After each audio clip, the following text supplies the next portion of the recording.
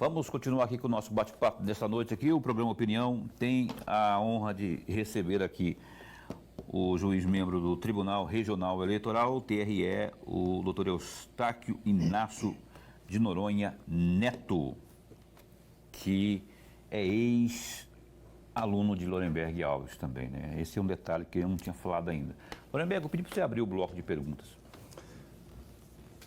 Veja, nós estávamos conversando um pouco antes do programa e nós falamos sobre vários assuntos com relação à questão eleitoral. Mas o amigo telespectador que está acompanhando o nosso programa e está atento à sua resposta, às suas respostas, certamente ele está pensando o seguinte: todo ano a Justiça Eleitoral baixa uma resolução disciplinando, organizando, colocando cronologicamente como funcionará o ano político eleitoral. E o amigo que está acompanhando, que provavelmente será candidato nessas eleições, o que mais destaca nessa resolução, que é inédito, que ele precisa estar atento?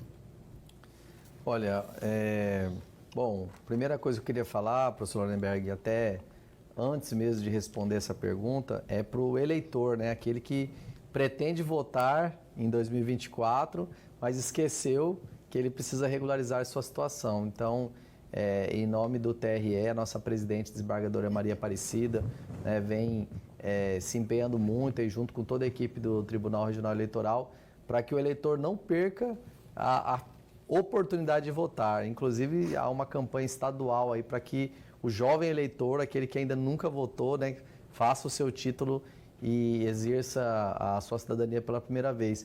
É não perder o prazo do cadastro, né? O prazo que vence agora dia 8 de maio, para poder ou fazer o título ou regularizar o seu título. Agora, para os candidatos, existe um calendário, né, que é posto todos os anos e ele precisa ficar atento junto com a sua equipe para não perder os prazos que são feitos em etapas, né?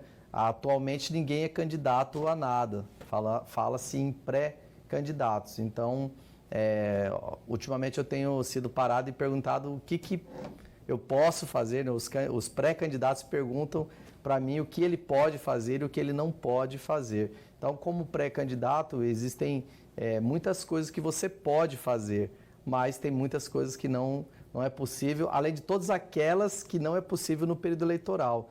E aí eu uso, né, como também professor que fui, olha, se no período oficial não pode, muito mais não pode antes das eleições, né? Então, pegando o gancho, professor Lorenberg, o que a pessoa que pretende se candidatar pode fazer agora? Falar de suas qualidades, né? Ele pode falar de suas qualidades, se apresentar, sobretudo aqueles que nunca foram candidato, né? Nós teremos milhares de candidatos a vereador aqui na nossa capital, nunca foi candidato, então se apresentar para a sociedade. Quem sua família, suas origens, seus projetos, seus posicionamentos, mas sem sequer falar que é candidato, porque realmente, juridicamente não é, né? E o mais importante, não ter pedido explícito de voto, tá? E aí entra também uma informação relevante, que é o seguinte: então se eu não pedir voto, o resto eu posso. O pedido explícito é vedado e o pedido indireto ou implícito também. Então, se você fala assim, você não fala, vota em mim, mas você fala, eu conto com o seu apoio, eu preciso de você, implicitamente você está pedindo ali, já antecipando um pedido de voto. E o pedido de não voto também é proibido. Em campanhas, sobretudo para as prefeituras, né, tem pessoas que fazem uma pré-campanha denegrindo o candidato que ele sabe que é o mais forte. Então ele fala, não vota naquele fulano, naquela fulana de jeito nenhum, por isso, por aquilo. O pedido de não voto na pré-campanha também é vedado. E, professor, para além disso, tem muitos assuntos que são caros para a Justiça Eleitoral, que vem sido de forma recorrente, né, julgado no TRE pela Justiça Eleitoral. Então, os partidos devem ficar atentos à questão das cotas, as cotas de gênero, né? Aplicar arrisca, e eu pediria até que aplicasse mais do que o mínimo, né? Eu acho que é questão de cumprir só a lei e falar, não, tem que ser 30, eu vou aplicar 30 em cima. Não, seja generoso, aplique mais, porque nós temos mais de 50% de eleitoras, mulheres, mais a quantidade de políticas com mandatárias, né? Ela é muito ínfima. E é só a título de exemplo, se eu não estou enganado, em Cuiabá, na Câmara, nós temos 3 vereadoras agora, atualmente, se eu não estou enganado.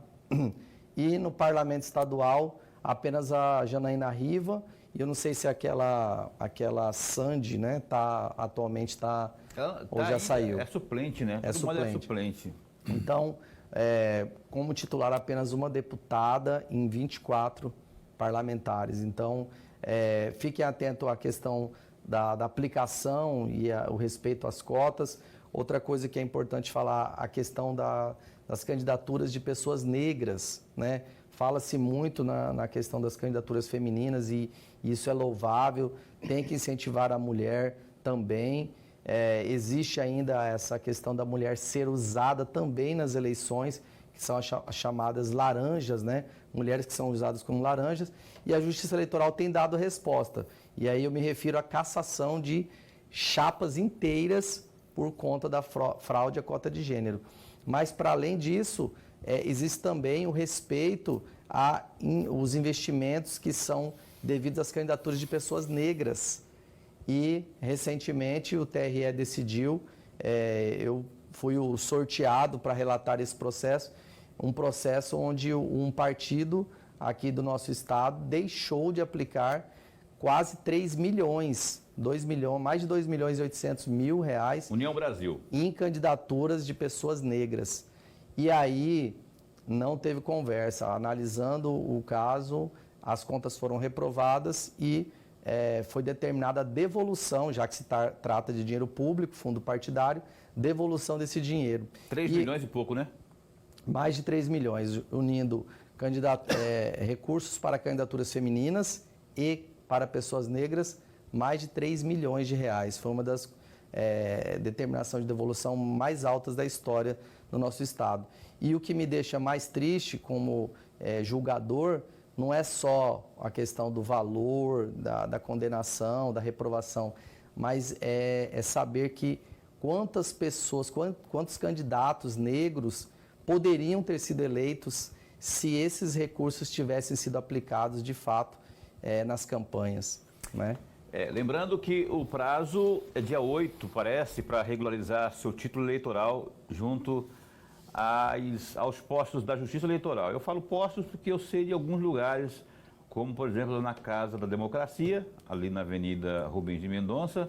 Tem outros lugares também, né, que podem ser acessados aí para fazer essa questão da regularização, não é? Sim, nós temos muitos pontos espalhados, Assembleia, na Assembleia Legislativa, por exemplo. No Fórum de Cuiabá. Sim. Temos o posto volante que ontem estava no Pedra 90, anteontem estava no bairro Pedra 90, tem postos espalhados pela cidade toda. Então procure saber, entra no site aí do TRE e você vai entender que ali tem todas as informações para que você possa regularizar. Tem até o dia 8 agora, de maio, para fazer. Doutor, você falou aí agora há pouco, Lorenberg, só vou fazer essa perguntinha para ele aqui. Do partido, eu falei União Brasil porque foi noticiado, né? Tem recurso, né? O partido vai recorrer, se já não recorreu, né? Para tentar se livrar dessa multa aí de 3 milhões de reais. Mas aí eu fico com a seguinte dúvida. Qual que é o peso desse... Não é crime que fala, né? É crime que fala? A pessoa, o partido cometeu uma irregularidade, crime, né? Qual que é o peso dessa irregularidade aí? Porque o cara vai lá, paga e está livre. E se não pagar também, aí vai protelando, recorre. Que peso que tem isso aí no contexto? Que pode até resultar em nulidade de candidatura, coisa do tipo. Não, na verdade, até para deixar bem claro, não foi uma multa, né? Mas foi a determinação da devolução, porque como o recurso ele é público, ele vem para o fundo partidário do partido político estadual, ele deveria ter sido aplicado de uma forma, né? Ou seja, em candidaturas de pessoas negras, porque quando a pessoa faz o registro de candidatura, ele preenche, né? E se autodetermina. E aí na hora de dividir, na hora de distribuir os recursos, tem que ser feito exatamente como foi declarado. Então, se tem 40% de pessoas negras ou pardas, esses recursos têm que vir para essas pessoas. E aí, como não foi aplicado, simplesmente a Justiça Eleitoral mandou devolver. Ora, não foi para o seu devido fim, devolve já que é dinheiro público. Ok, perfeito. Intervalo, Boca? Me fala aí que eu estou mais perdido do que surdo em bingo aqui. Como é que eu faço?